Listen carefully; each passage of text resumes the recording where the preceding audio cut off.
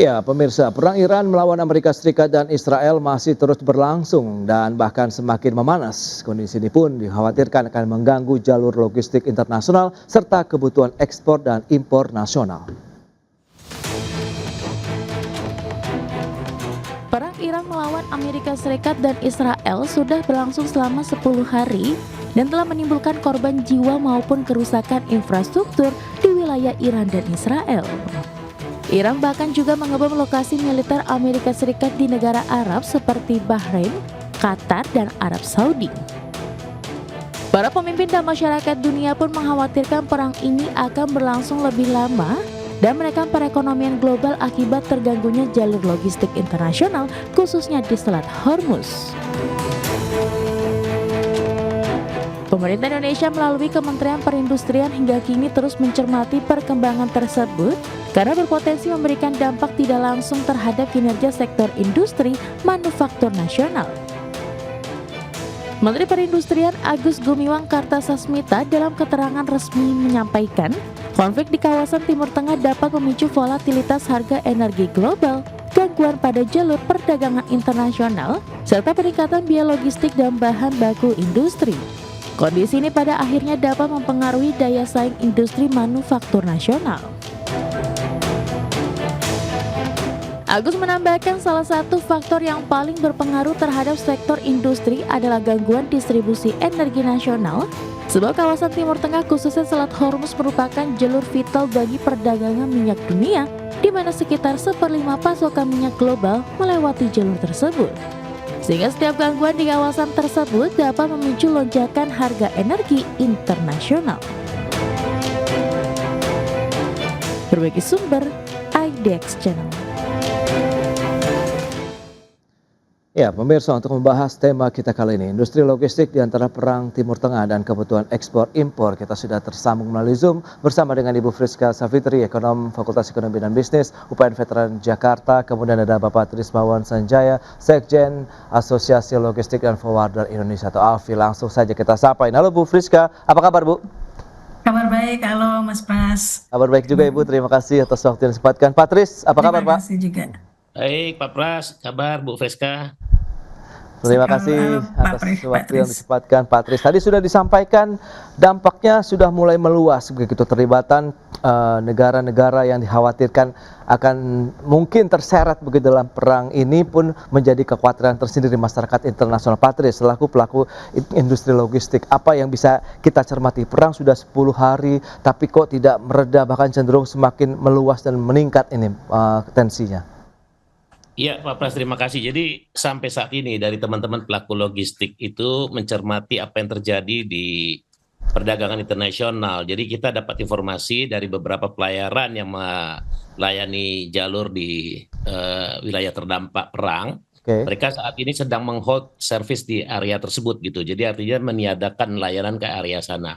Mungkin sementara buat yang mereka sudah ada service dari sana atau kita yang sudah berangkat, mungkin masih mereka akan coba untuk lakukan sampai selesai. Namun kalau yang berikutnya mereka sudah hold untuk service ke sana, sehingga ini yang menyulitkan kita untuk mencari alternatif untuk ekspor-ekspor yang menuju ke arah Timur Tengah maupun ke Eropa. Begitu juga sebaliknya untuk barang-barang import yang biasa kita ambil dari Timur Tengah ataupun dari Eropa. Karena kita perlu ketahui Pak, kita kan perang Israel-Iran itu juga pernah terjadi tahun lalu, tapi kan tidak semasif sekarang dan tidak eskalasinya seperti yang ada sekarang. Dulu tidak melibatkan banyak negara, sekarang kan sudah melibatkan banyak negara di Timur Tengah dalam konflik perang ini. Sehingga artinya juga risikonya semakin bertambah hampir di seluruh negara di Timur Tengah gitu. Dan ini yang sudah pasti juga akan mengganggu dalam kelancaran distribusi barang secara umum ke wilayah Timur Tengah maupun ke Eropa. Dan juga pastinya berdampak terhadap kenaikan biaya layanan logistik internasional. Baik, layanan logistik internasional juga berpotensi naik, kemudian nanti akan berdampak cukup luas ya terhadap industri juga di dalam negeri begitu. Nah, Ibu Friska, dari pandangan Anda melihat konflik di kawasan Timur Tengah ini terhadap stabilitas rantai pasok global, khususnya bagi aktivitas perdagangan internasional di Indonesia sendiri seperti apa? Kalau itu tadi udah dibilang terkait potensi kenaikan biaya logistik ya. biaya logistik global itu pastinya akan naik ya, dan ujung-ujungnya ujung-ujungnya yang bayar tetap dunia usaha dan konsumen. Kenapa? Hmm, Karena biaya sekarang itu menumpuk. Contoh tadi udah dibilang sama Patris, harga energi naik, war risk insurance melonjak, terus kapal oke. muter lebih jauh, kontainer jadi tidak seimbang. Lalu pelabuhan juga pasti makin padat gitu kan. Nah, dampaknya ke Indonesia jelas, pasti barang impor jadi lebih mahal. Biaya bahan baku naik, biaya produksi ikut terdorong, lalu harga konsumen juga pasti akan naik. Nah, yang paling rentan itu eksportir dengan margin yang tipis, karena ongkos kirimnya bisa langsung makan laba gitu. Yang paling cepat terdampak itu justru juga importir bahan baku, karena gangguan langsung masuk ke pabrik gitu ya. Nah, Oke. masalahnya harga biasanya naik cepat tapi turunnya lambat. Karena Hmm, apa? Karena ada kontrak dan pelaku pasar yang punya daya tawar yang tinggi. oke. Nah, ini yang menjadi permasalahan seperti itu. Baik. Nah, kalau dari sisi jalur perdagangan, kemudian potensi kenaikan biaya logistik terkait dengan perang di Timur Tengah ini terhadap barang impor ekspor Indonesia sendiri akan seperti apa kenaikannya, Bu Friska, menurut pandangan Anda begitu? Oke, kalau jalur dagang global terganggu, sektor ekspor Indonesia yang paling rawan bukan otomatis yang paling besar ya, pasti yang Oke. bergantung pada waktu, margin dan kontrak. Nah, kalau saya sebut di sini ada 3 risk. Pertama itu time sensitivity, manufacture dan komponen paling rentan karena buyer global itu butuh barang yang datang tepat waktu, bukan hanya sekedar datang. Kedua itu low margin, produk bernilai rendah tapi volumenya besar dan cepat tertekan karena ongkos kirim langsung makan margin. Oke. Yang ketiga itu kontrak rigidity. Hmm, Produk yang butuh cold chain yang kualitas stabil sangat berisiko karena telat sedikit saja bisa kena penalti, bahkan bayar pindah pemasok. Jadi yang dipertaruhkan bukan cuma volume ekspor tapi kepercayaan buyer global dan service di level kita gitu.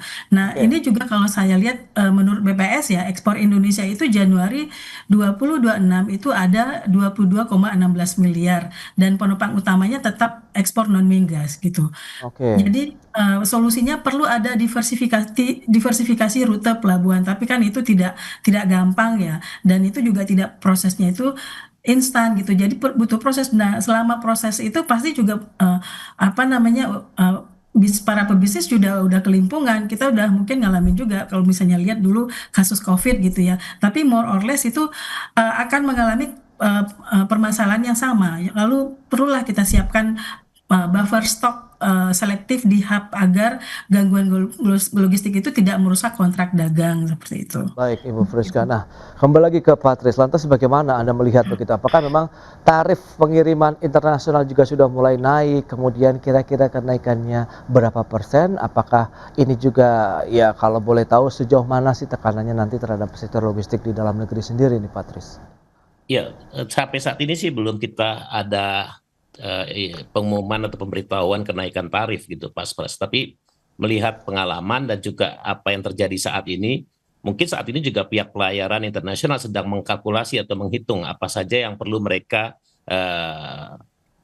perlu bebankan terhadap biaya distribusi barang yang akan mereka kerjakan.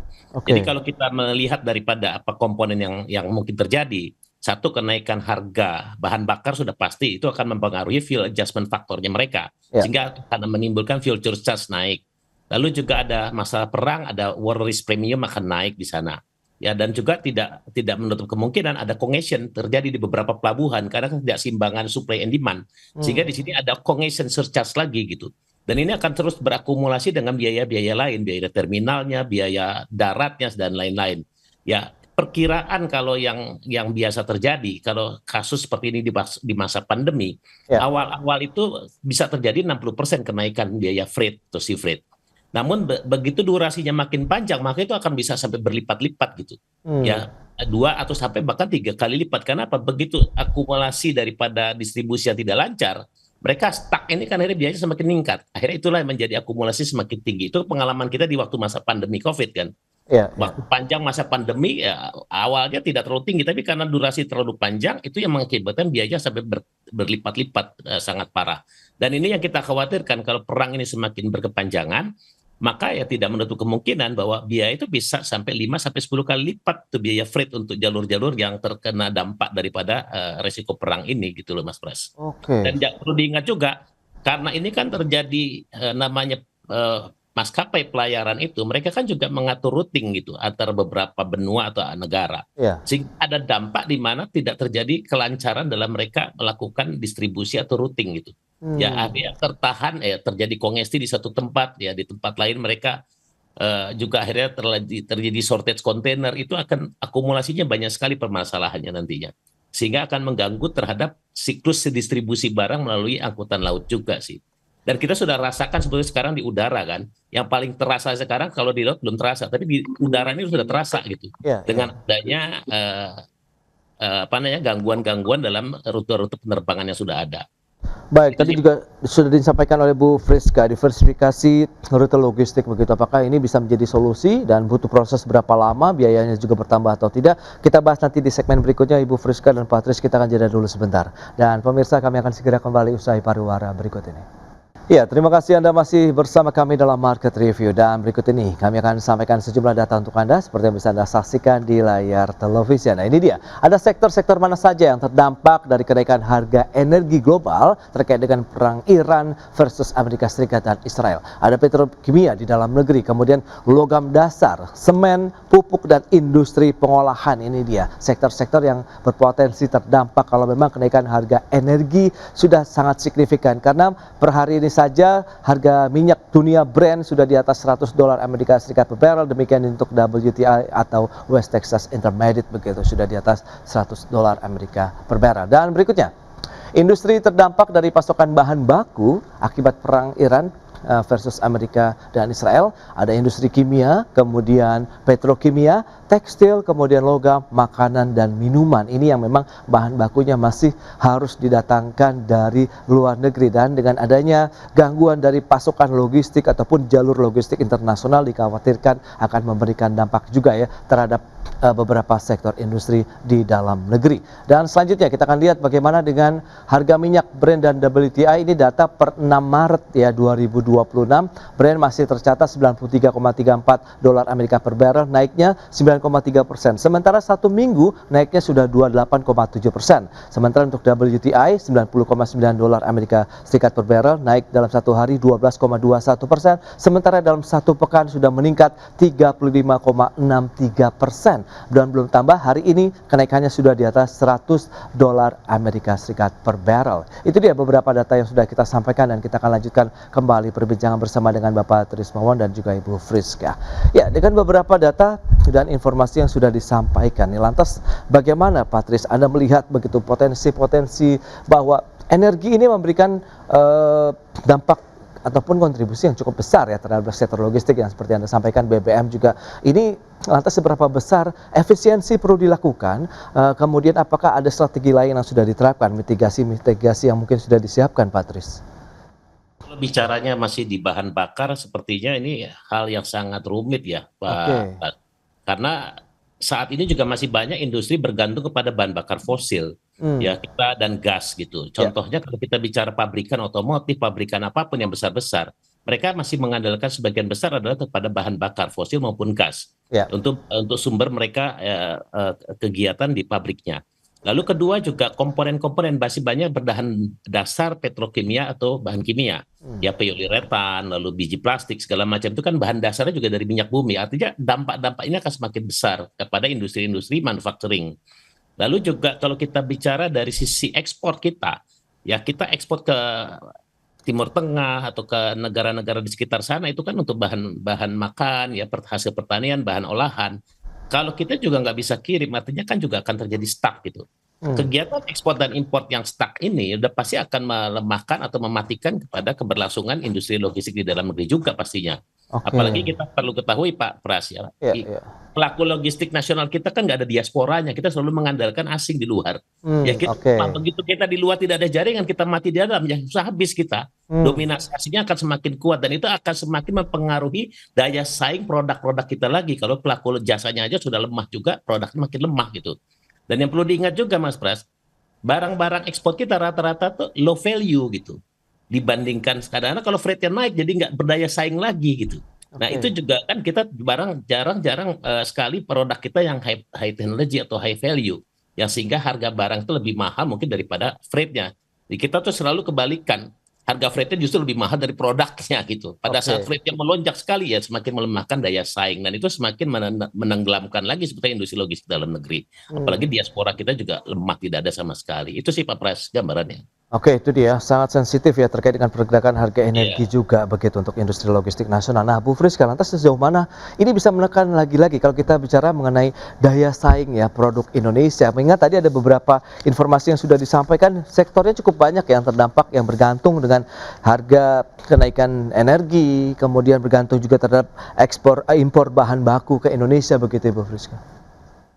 Oke, kalau kita lihat Indonesia ya, dilihat dari sisi Indonesia pada saat ini dengan kejadian ini mungkin bisa dibilang cukup oke ya. Saya nggak mau bilang kuat karena nanti akan pasti banyak impact ya. Tapi sejauh ini kita juga nggak boleh merasa aman gitu, karena kita punya modal besar. Pertama itu Indonesia itu adalah negara kepulauan, jadi logistik itu bukan pilihan tapi kebutuhan nasional. Nah, kedua kita punya pasar domestik yang besar, jadi investor logistik tetap melihat Indonesia itu menarik karena memang dari dulu Indonesia itu sudah seksi untuk seluruh negara ya, karena kita pasar yang besar.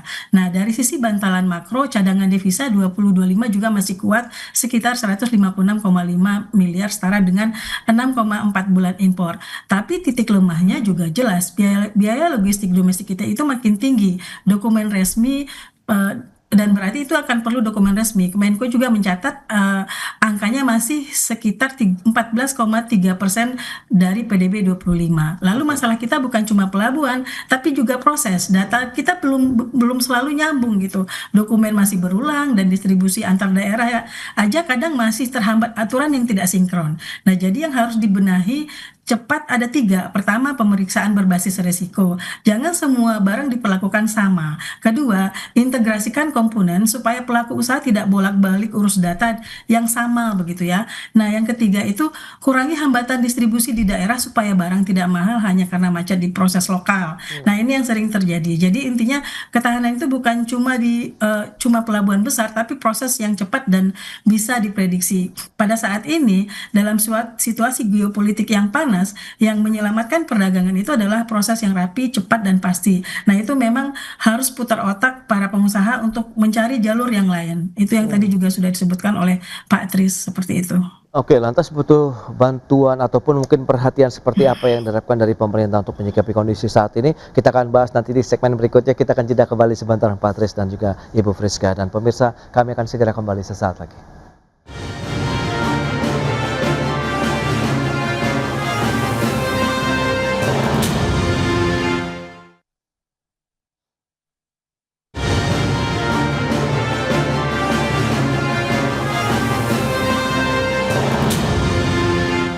Ya, terima kasih Anda masih bergabung bersama kami dalam Market Review. Kita lanjutkan kembali perbincangan bersama dengan Ibu Friska Savitri, Ekonom BEN Veteran Jakarta, kemudian Pak Tris Temawan Sanjaya, Sekjen DPP Alfi. Nah, ini dia. Lantas bagaimana upaya-upaya yang tadi mungkin sudah dilakukan oleh pelaku usaha logistik? Kemudian lantas bagaimana sih yang diharapkan ya kalau kita bicara mengenai kebijakan-kebijakan dari pemerintah ini, Pak Tris, menyikapi kondisi tadi, kekhawatiran kenaikan energi, jalur logistik yang mungkin terhambat, kemudian bisa menghambat kegiatan ekspor-impor kita, berarti industri dalam negeri pun terancam juga nih, Pak Tris, silakan. Ya gitu Pak Pras. Jadi tadi apa yang disampaikan Bu Friska, memang pada saat terjadi gejolak di pasar global, sebetulnya kita bisa manfaatkan bagaimana mengoptimalkan pasar domestik kita gitu. Namun demikian, tadi yang menjadi isunya adalah bahwa di domestik kita juga masih sangat mahal kita dalam biaya logistiknya secara kalau kita membandingkan dengan biaya perdagangan internasional. Dan yang kedua juga ketidakpastian ya, baik hukum maupun regulasi itu juga kadang-kadang menjadi hambatan. Ya, kalau aturan internasional itu jangka panjang gitu. Aturan dalam negeri ini kadang berubah-berubah sehingga tidak ada kepastian hukum buat pelaku usaha itu menjadi catatan juga. Bukan bagi pelaku usaha dalam negeri saja, buat asing pun untuk investasi juga menjadi pertanyaan gitu. Sehingga itu menghambat juga dalam pergerakan kita melakukan pertumbuhan di industri kita. Nah, itu yang menjadi catatan sih bagaimana dalam situasi perang yang global ini semakin meluas ya, bagaimana kebijakan juga bisa mengimbangi supaya tatanan di dalam negeri kita atau domestik kita bisa dioptimalkan ya dengan membuat suatu kepastian hukum ya. Kami sebagai pelaku logistik kadang-kadang juga terperangah sekali nih Pak Pras ya. Artinya Oke. setiap tahun itu kan ada perubahan-perubahan peraturan yang kadang mengagetkan kita, bikin shock Ah, juga itu. Ya seperti tahun kemarin ada perubahan tentang KBLI yang kadang-kadang menjadi shock buat kami juga. Lalu ada pembatasan operasional. Nah ini kan berbarengan nih, pembatasan operasional dibarengi dengan adanya perang. Ya, oke. kita nggak tahu begitu masa pembatasannya selesai, apakah akan lebih berdampak parah dibanding tahun lalu. Karena Hmm, apa? Satu, tahun lalu kan tak ada kejadian yang disebut macet horor itu kan di ya, Tanjung ya. Priok. Ya, karena ada akumulasi penumpukan di pelabuhan. Nah, Hmm, ini juga ada dua hal yang terjadi saat ini kan, ada pembatasan operasional 2 minggu lebih, ya, dan satu lagi ada masalah impact daripada perangnya Iran dan Israel. Akan terjadi perlambatan pergeseran jadwal kan pengapalan. Sehingga hmm. kalau bertumpuknya di masa pada yang bersamaan, ini akan terdampak lagi mungkin kemacetan parah untuk semua mempercepat pengeluaran barang dari pelabuhan kan. Karena mereka sudah shortage tuh bahan baku tadi disampaikan Bu Friska. Ya. Terus yang ekspor juga pengen ngejar supaya mereka cepat kejar kuota mereka untuk bisa ekspor gitu. Dan itu yang akhirnya menjadi akumulasi yang sangat rentan sih buat industri kita ke depan. Itu sih Pak Pras. Oke, oke. Nah, Bu Friska, lantas bagaimana kira-kira mungkin, solusi yang win-win begitu kalau kita bisa sampaikan begitu ya kepada, masyarakat, pelaku usaha dan juga pemerintah untuk menyikapi kondisi saat ini? Karena kan kita tidak tahu juga perang ini akan berakhir sampai kapan, kemudian tekanannya juga seberapa kuat lagi ke depan yang masih perlu dihadapi. Sementara di dalam negeri kita pun ya mungkin masih tertekan juga nanti APBN kita dengan kenaikan harga energi di luar sana begitu Ibu, silakan. Oke, kalau mungkin saya mau wrap up ya, Ya, sederhanakan aja. Tugas pemerintah sekarang itu bukan cuma memastikan barang tetap jalan, karena itu pasti para pebisnis, para pengusaha sudah berpikir sejauh itu. oke. Tapi tugas pemerintah itu adalah memastikan ongkosnya jangan Mmm, bikin usaha megap-megap gitu.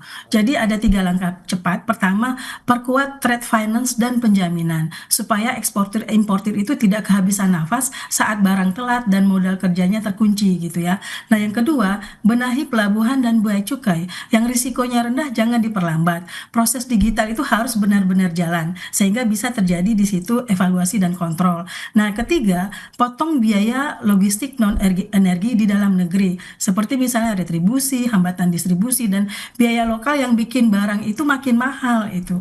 Nah, ini penting karena biaya logistik Indonesia pada tahun 2025 itu masih sekitar 14,3% dari PDB. Nah, untuk jangka menengah itu ada 3 pekerjaan rumah besar. Satu, perkuat armada dan layanan logistik nasional. oke. Bangun cold chain yang lebih serius dan satukan data logistik nasional supaya dokumen pelabuhan dan distribusi itu tidak jalan sendiri-sendiri. Kita ini sudah harus centralize semua seperti itu. Nah, saya tidak mau mengkritik, tapi saya menyarankan pemerintah jangan tunggu harga naik baru sibuk rapat seperti itu ya. Mungkin udah harus ada mitigasi dari sekarang. Kebijakan itu harus lebih cepat mengunci ekspektasi dan memangkas biaya transaksi. Karena yang kita jaga bukan cuma barang bergerak, tapi daya saing juga ikut bergerak seperti itu. Jadi Oke. sistem nasional logistik ekosistem itu memang seharusnya dirancang untuk memangkas waktu dan biaya logistik lewat integrasi proses dan itu harus dipercepat implementasinya. Jadi di tengah krisis global ini musuh kita itu bukan cuma jarak, tapi biaya yang menumpuk di setiap distribusi, terutama di nasional seperti itu. Baik Mungkin itu. Ibu Friska. Nah, Patris, lantas seberapa kuat juga akhirnya kalau kita bicara mengenai sistem logistik nasional kita begitu untuk menghadapi tekanan global saat ini? Kalau memang di daerah Timur Tengah begitu ada hambatan, apakah daerah lain masih bisa menjadi salah satu penopang begitu untuk kinerja industri logistik nasional kita? Atau Anda melihat sama saja begitu dalam artian kondisi ini berimbas ke banyak wilayah perairan-perairan logistik lainnya begitu, Patris? Ya ini kan kalau kita lihat sumber energi terbesar 20%, 30% ada di Timur Tengah. Hmm, Semua negara industri pasti mengandalkan bahan bakar gitu, oke, yang membutuhkan energi. ya. Sehingga kalau sumber energinya aja terhalang, artinya kan seluruh kehidupan industrinya juga akan terganggu gitu. Sehingga untuk target ekspor impor kita ke negara alternatif atau apa, selama hambatannya ada di energi, ya kita juga sulit gitu Mas Pras gitu. Ya Oke. dan hanya kesulitan kita bukan hanya masalah di distribusi, tapi produk-produk yang harus diproduksi oleh industri juga nggak akan berjalan dengan baik gitu, nggak akan keberlangsungannya nggak akan terjaga dengan baik gitu. Kalau industrinya tidak terjaga dengan baik keberlangsungannya, logistik kita juga akan terhambat gitu. Dan kelemahan Indonesia juga, kita ini kan pelaku logistik, kita tidak punya diaspora di negara-negara lain gitu, yang mencari pasar di negara lain. Oke. Kita hanya menunggu gitu. Beda kalau mungkin pelaku-pelaku logistik asing gitu, mereka punya di beberapa jaringan di seluruh negara, sehingga mereka lebih gampang cari akses pasar lain gitu. Ya. Untuk mereka jual servis mereka. Di kita nggak ada, kita hanya mengandalkan market industri gitu, atau market transaksi ekspor import yang kita terima atau kita kirim, itu saja. Apalagi incoterm kita juga kan sangat lemah selama ini. Mungkin Bu Friska tahu ya, kita kalau import incoterm kita kan selalu pengen terima di tempat gitu. Kita hanya melanjutin distribusi akhir saja. Ekspor kita maunya ekspor, si pembeli yang ambil ke kita. Ini sehingga sangat melemahkan. Begitu terjadi gejolak global, sangat melemahkan sekali daya saing industri logistik gitu, Mas Pras. Oke, harapan terakhir nih Pak Tris untuk menyikapi kondisi saat ini ke depan, mengingat kita mungkin harus menyiapkan mitigasi jangka panjang begitu sepertinya Pak Tris. Jadi kalau satu yang kita perlu pikirkan Pak Pras ya Bu Friska, bahwa di Indonesia kita logistik belum ada undang-undangnya, masih terpecah-pecah ya, dan begitu banyak kementerian instansi yang terlibat sehingga itu susah dalam sinkronisasi dalam kebijakan. Ya, sehingga di sini kita bicara pembangunan hard infrastruktur sudah oke lah, tapi soft infrastruktur yang sangat kita butuhkan, kepastian hukum, kepastian kebijakan dalam mendukung industri kita gitu. Nah, itu yang saya pikir bagaimana kita berharap sebetulnya soft infrastruktur perlu dibangun secara optimal di negara kita untuk bisa mendorong industri logistik kita semakin bertumbuh. Kalau logistiknya mampu bisa berdaya saing dalam industri jasa logistiknya, kita yakin sih industri-industri pendukung lainnya juga akan hidup gitu. Industri-industri olahan, industri manufacturing juga akan hidup. Karena apa? Biaya logistik yang efisien dan yang bisa berdaya saing, maka itu menjadi daya tarik tersendiri buat industri-industri yang akan berusaha di suatu negara. Itu sih gambarannya Mas Pras. Itu dia ya, kita perlu ada payung hukum yang lebih kuat lagi untuk menyikapi kondisi-kondisi seperti saat ini, sehingga nanti diharapkan lebih konkret, kemudian aturannya juga lebih jelas begitu ya, dari top to bottomnya begitu, sehingga lebih clear begitu pada saat mungkin implementasinya di lapangan untuk aturan-aturan logistik di dalam negeri. Baik Ibu Friska, kemudian Pak Tris, terima kasih banyak atas informasi, update dan juga insight yang sudah diberikan kepada pemirsa pada hari ini. Sampai berjumpa kembali Bu, salam sehat Pak Tris, terima kasih. Terima kasih Mas Pras, Pak Tris. Ya pemirsa, harga minyak dunia melonjak tajam akibat konflik Timur Tengah. Pemerintah belum berencana menaikkan harga BBM bersubsidi. Menteri Koordinator Bidang Perekonomian Erlangga menegaskan pemerintah belum berencana menaikkan harga bahan bakar minyak bersubsidi meski telah terjadi tren lonjakan harga minyak mentah dunia. Erlangga mengatakan bahwa wacana penyesuaian harga energi domestik saat ini masih terlalu dini untuk dijalankan. Pasalnya, asumsi makro untuk harga minyak mentah Indonesia atau Indonesian Crude Price dalam APBN 2026 masih dipatok di level $70 Amerika Serikat per barrel. Namun demikian pada hari Senin pagi waktu Indonesia Barat, harga minyak mentah jenis Brent untuk kontrak pengiriman Mei 2026 telah menyentuh level $111,04 Amerika per barrel, sementara harga minyak mentah jenis West Texas Intermediate untuk kontrak pengiriman April 2026 telah menyentuh $107,04 Amerika Serikat per barrel. Kalau dari segi energi, karena kebetulan kita sudah tanda tangan ART, Agreement of Reciprocal Trade, memang supply dari energi kita sudah juga melakukan MOU dengan Amerika, dan juga Pertamina punya akses di Venezuela. Jadi dari segi alternatif itu dalam tanda petik sudah quote unquote lock in. Nah, jadi ini yang kita juga harus antisipasi ke depan, dan tentu dunia tidak terprediksi. Kita berharap bahwa di tahun ini banyak faktor. Ya, pemirsa, untuk membahas tema kita kali ini, waspadai pelebaran subsidi energi dampak konflik Timur Tengah, kita sudah tersambung melalui Zoom bersama dengan Bapak Fadil Hasan, anggota Dewan Energi Nasional, kemudian Bapak Heri Gunawan, Direktur Next Indonesia Center. Langsung saja kita sapa. Halo, Pak Fadil, apa kabar Pak? Kabar baik, apa kabar? Kabar baik juga Pak Fadil, terima kasih atas waktu yang disempatkan Pak Fadil. Dan apa kabar juga ini Pak Heri? Kabar baik Mas Pras. Baik, terima kasih atas waktu yang disempatkan Pak Fadil. Langsung saja nih kita akan review ya terkait dengan bagaimana sih Dewan Energi Nasional sendiri ya telah memetakan dampak konflik dari Timur Tengah terhadap pasokan BBM dan gas untuk Indonesia di tahun ini. Mengingat kita tahu eskalasi perang di Timur Tengah ini belum ada tanda-tanda mereda, bahkan semakin memanas ini Pak Fadil. Ya memang ini sangat ini ya apa namanya memerlukan suatu pantauan, monitoring dan mitigasi ya. Oke. Terutama jika perang perang ini berkelanjutan ya, berkepanjangan gitu. Tapi saya kira pemerintah dalam hal ini kita juga sebagai Dewan Energi Nasional itu sudah melakukan langkah-langkah ya untuk bisa melakukan mitigasi tersebut gitu ya. Minggu lalu kita sudah meeting, kemudian kita langkah-langkah sudah diambil oleh pemerintah, tapi dalam konteks dampak terhadap energi kita ini, kita melihatnya tiga ya. Yang pertama itu adalah gangguan pada jalur transportasi ya kan, karena kita tahu bahwa sekitar 20 juta barrel minyak itu kan melalui Selat Hormuz ya. Dan jalur Suez yang itu ada dalam wilayah konflik tersebut.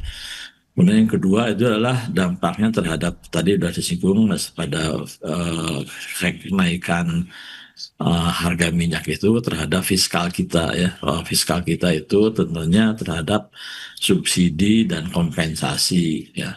Dan yang ketiga itu kenaikan harga minyak itu dampaknya juga terhadap pengaruh kurs ya. Jadi yang terakhir juga masalah ketersediaan juga saya kira dalam jangka panjang, menengah panjang itu juga perlu kita perhatikan ya, terkait dengan cadangan yang kita miliki dan seterusnya. Tapi saya kira sampai sekarang ini sih cadangan setidaknya kan yang operasional yang kita miliki itu kan mampu sampai 23 hari ke depan gitu. Dan selalu ada arus masuk, arus keluar daripada minyak tersebut gitu kan. Jadi nggak berarti kemudian kita pakai misalnya minyak kita ini konsumsi 10.000 misalnya, kemudian kita berhenti kan, ada juga yang harus masuk gitu. Dan saya kira dalam konteks ini ketergantungan kita terhadap jalur komunikasi, jalur transportasi logistik minyak di Selat Hormuz itu kan ya kalau nggak salah tuh dari Arab Saudi itu sekitar 20%-an gitu ya. Tapi kita masih memiliki supply dari negara-negara lain lah seperti itu.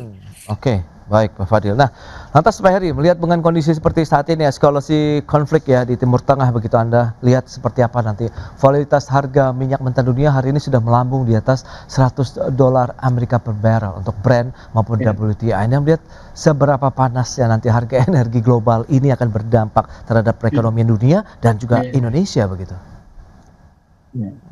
Ya, menurut saya sih ini ujian besar ya, ujian berat buat Pak Purbaya sebagai Menteri Keuangan.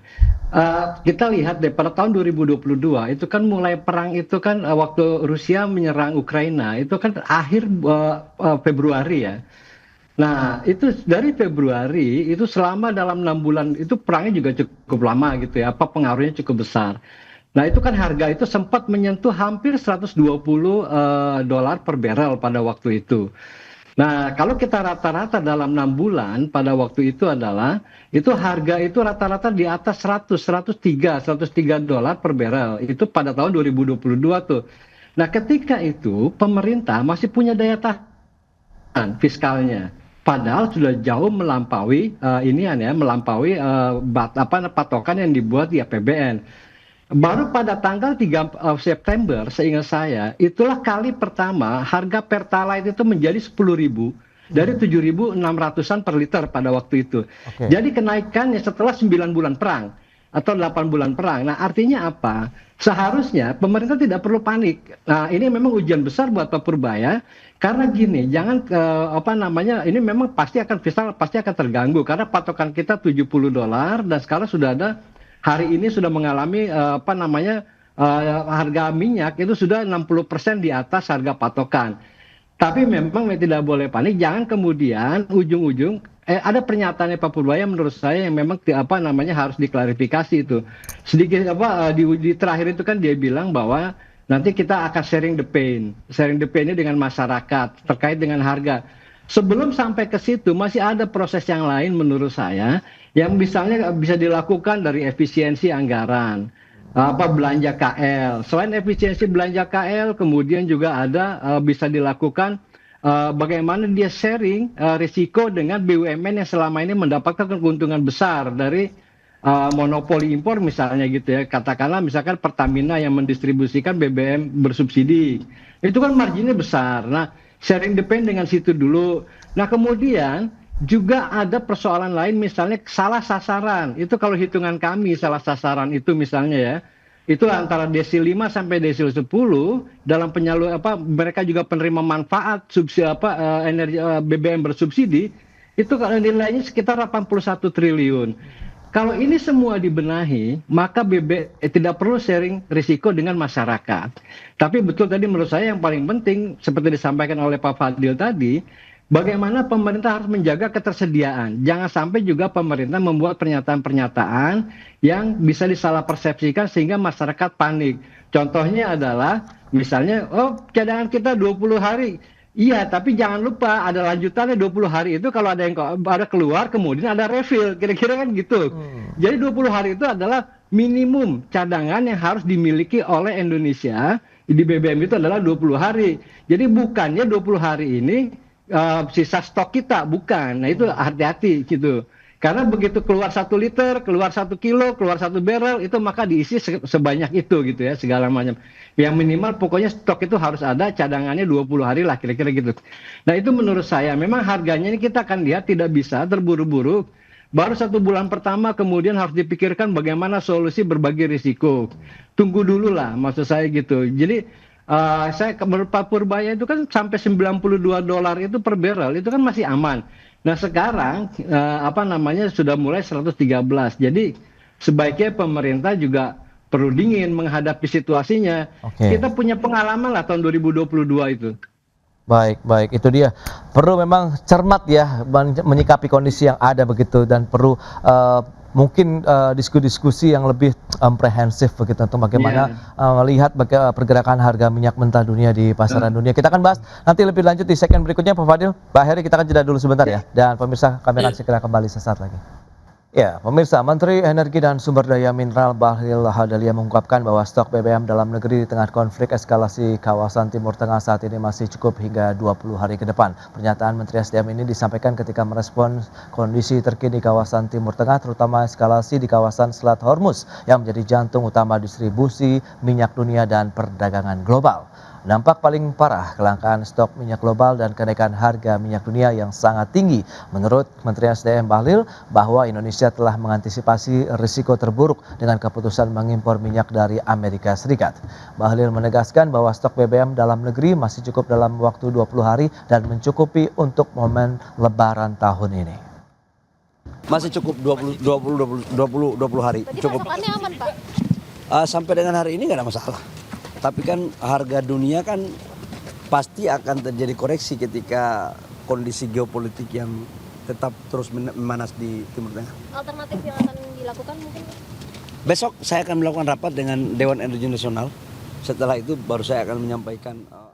Baik, pemirsa, kita lanjutkan kembali perbincangan bersama dengan Bapak Fadil Hasan, anggota Dewan Energi Nasional, dan juga Bapak Heri Gunawan, Direktur Next Indonesia Center. Baik, ya Pak Fadil, lantas bagaimana Anda menyikapi kalau memang tadi beberapa poin yang sudah disampaikan Pak Heri bahwa kita harus memang cukup dingin begitu ya dan cermat dalam menyikapi kondisi saat ini. Dewan Energi Nasional sendiri sudah menyiapkan strategi mitigasi seperti apa nih? Meskipun Anda sampaikan tadi beberapa poin sudah dilihat begitu ya, dampak-dampaknya kurs rupiah, kemudian pasokan, ketersediaan BBM, kenaikan harga minyak mentah dunia, juga jalur transportasi global yang masih perlu dicermati hingga saat ini nih Pak Fadil.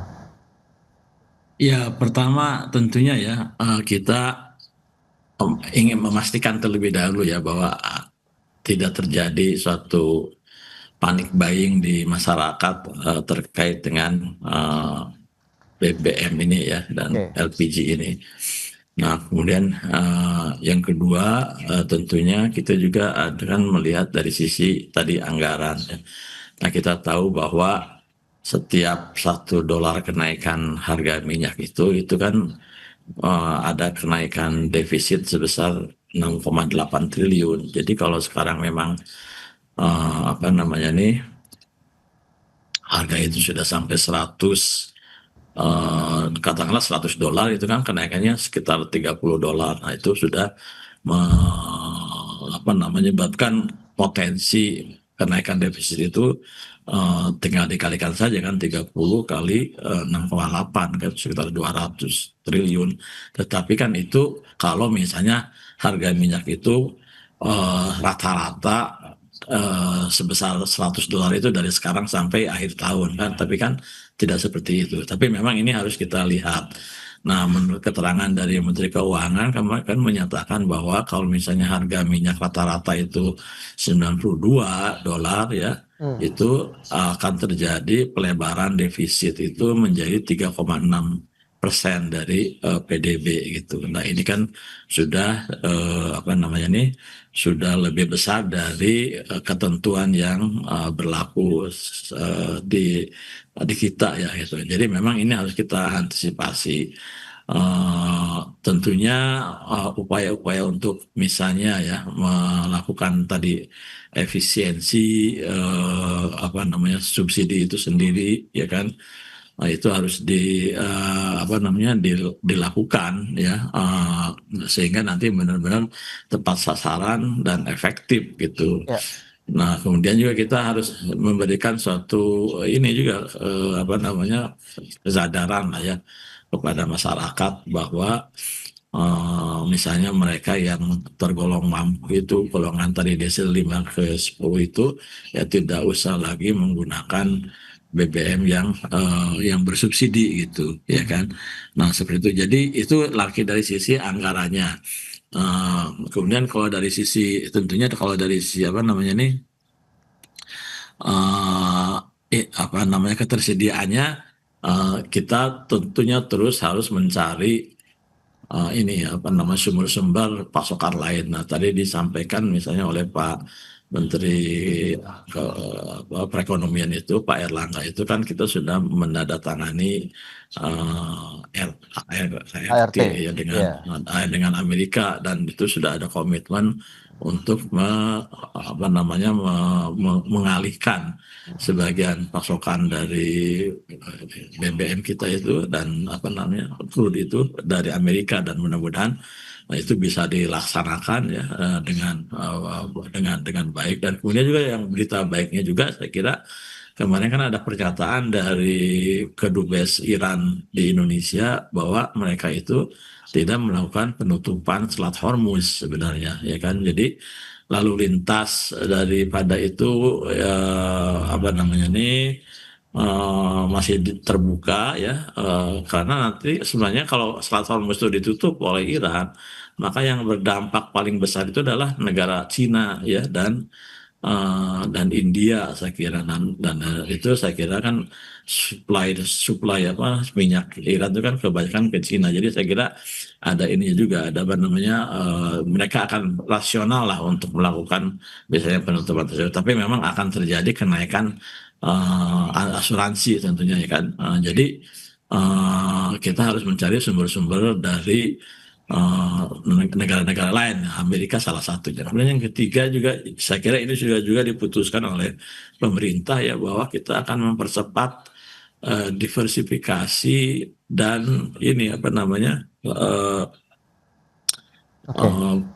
apa namanya diversifikasi sumber-sumber dengan misalnya pembentukan satgas percepatan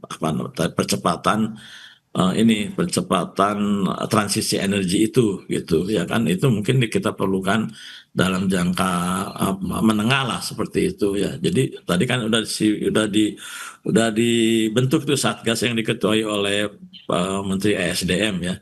Satgas percepatan transisi energi misalnya bagaimana mengkonversi apa namanya 120 juta motor itu ya dari motor yang konvensional yang fosil itu ke listrik misalnya seperti itu dan juga penggunaan sumber energi terbarukan lainnya misalnya dengan program B40 kemudian juga bioetanol ya dan seperti itulah. Jadi saya kira ada langkah-langkah jangka pendek yang sudah dilakukan, tapi juga langkah-langkah yang jangka menengah, dan juga saya kira sudah diantisipasi juga terkait dengan dampak anggarannya itu, fiskalnya itu. Ya. Oke, Pak Heri, lantas bagaimana dengan pengalihan asal impor migas dari Timur Tengah? Kemudian bagaimana juga perlu langkah-langkah mitigasi kita juga untuk bisa menjaga APBN kita tetap resilient begitu di tengah-tenganan ekonomi global, perang di Timur Tengah ini begitu, Pak Heri? Ya, kalau menurut saya tuh gini ya, satu yang paling penting dari pemerintah itu satu, jangan panik gitu ya. Jangan panik. Nah kemudian seolah-olah menebar rasa was-was ke masyarakat bahwa harga BBM itu pasti naik kalau harga minyak mentah itu di pasar internasional itu melambung. Itu kan tidak serta-merta gitu ya. Jadi maksud saya, pemerintah itu harus menyatakan kepada publik bahwa dia itu punya solusi. Solusinya itu apa? Seperti tadi saya bilang. Yang pertama, kalau memang APBN itu sudah mulai mengalami guncangan gitu ya, artinya sudah mulai relatif tidak kuat, kan masih ada mekanisme efisiensi belanja KL yang non prioritas, seperti perjalanan dinas dan lain-lain. Tahun 2025 kita punya pengalaman, efisiensi KL itu hampir 200 triliun. Itu pemerintah bisa saving dan kemudian direalokasi ke ke program-program prioritas. Nah, itu satu hal. Kalau memang itu juga tidak mempan, misalnya katakanlah jurus pertama tidak mempan. Nah, masih ada jurus kedua. Nah, jurus keduanya itu apa? Kita ini bocor subsidi BBM, artinya dinikmati oleh masyarakat yang mampu, karena mereka tidak pantas menerima Pertalite misalnya, itu desil 5 sampai desil 10, bahkan masyarakat yang paling kaya sekalipun juga beli Pertalite, kalau menurut data BPS itu tahun 2024, itu sampai 81 triliun. Nah ini kan potensi yang masih bisa digunakan oleh APBN, artinya kalau semua berjalan efisien, belanja KL efisien, kemudian penyaluran subsidi efisien, guncangan yang mungkin diterima oleh APBN itu akan relatif lebih rendah. Nah setelah itu kalau memang jurus 2 tidak mempan, masih ada jurus 3. Selama ini kan ada misalkan Pertamina, itu BUMN itu kan aset negara. Selama ini kan juga menikmati margin besar, misalkan dari penyaluran BBM bersubsidi. Sharing risiko dulu dengan Pertamina supaya Pertamina itu marginnya jangan diambil terlalu besar.